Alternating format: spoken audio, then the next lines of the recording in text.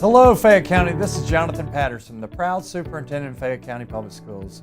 It's a little spring in the air today, and I'm excited. I know you are getting excited about the weather that we're seeing, and really the excitement about the spring break that's coming up, and the end of the year is coming up soon, and we can really feel and sense that the end of this school year is coming up, and hopefully we're going to turn this page of COVID soon. COVID has impacted this community as much as any other community. However, I think that the Fayette County community has really prospered during this time.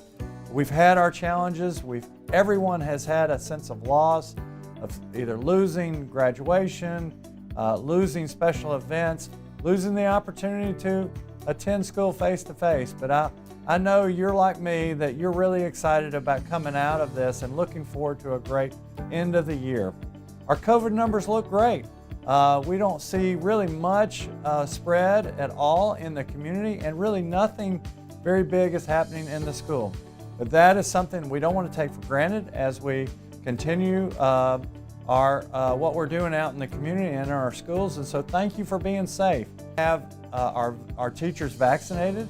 So we had a vaccination clinic where we had 1,800 teachers and staff members vaccinated here at Fayette County High School. So I want to thank Piedmont Hospital, Steve Porter, all the folks that were involved in that vaccination clinic. But a special thank you to our nurses. Really, this was a culminating event of all the hard work that's happened this year in our schools. So thanks to all of our nurses, and a special thank you to Piedmont Hospital. We couldn't have done it without you. Looking forward to this summer, we do have an opportunity for students who've experienced some learning loss to get some additional help this summer. So if you're a parent and you've noticed that your child may need a little additional help, please reach out to your child's counselor, child's assistant principal, or the principal to make sure that we can get your child some additional help this summer. We have some additional funds from the federal government to do this, and we're more than happy to provide those gaps of instruction or to fill in those gaps in instruction this summer. As we look towards next year, I know that you're thinking about what are our plans for next year. So first of all, let's talk about the opportunities to be virtual. We want all of our students back in person. Let's just say that up front. However, we know that some families are not yet ready for that to happen. So we've had the opportunity for families to choose virtual for our high schools. That application closed. We had less than 500 students that chose to go virtual for next year. We'd like for that number to be even smaller because we've seen students thrive and be successful virtually. However, we see the most benefit of having that interaction, that daily interaction between the teacher, the students, and those students in the classroom. That really is probably the best way for most students to learn, and we want to encourage as many students to come back in person as possible. For middle and elementary school, we are offering the option for virtual. That application closes on April 4th. So if you are interested in doing virtual education in middle and elementary school, make sure you fill out that application and get it in April 4th. So in the next week, we're going to be experiencing spring break. I don't know about you, but I am super excited. I know our teachers, our students, our parents, and this entire community is excited to have a little bit of a break. As we go into spring break, we are a little nervous as a school system of what will come back that week that we come back. Will we see a rise in COVID numbers? Will we have to see students go into quarantine?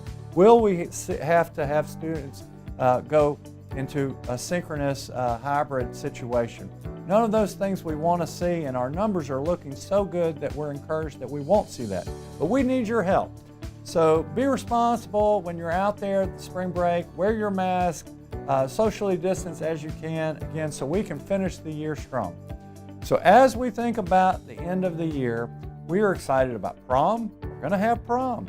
We're excited about in-person graduation. We're excited about the end of the year activities. Your schools are doing a great job of organizing those events, and you'll hear more information about those events from your principal. But as we finish, we want to make sure that we keep our eye on the prize, that we finish strong, that we keep our goals in focus.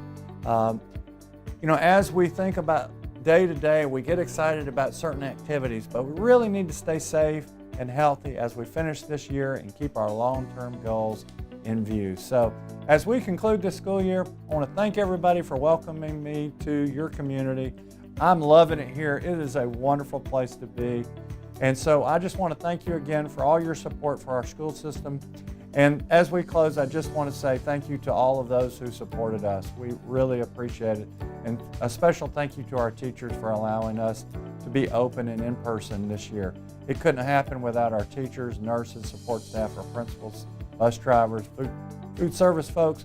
Again, just a big thank you to everyone who's allowed us to continue operations in Fayette County.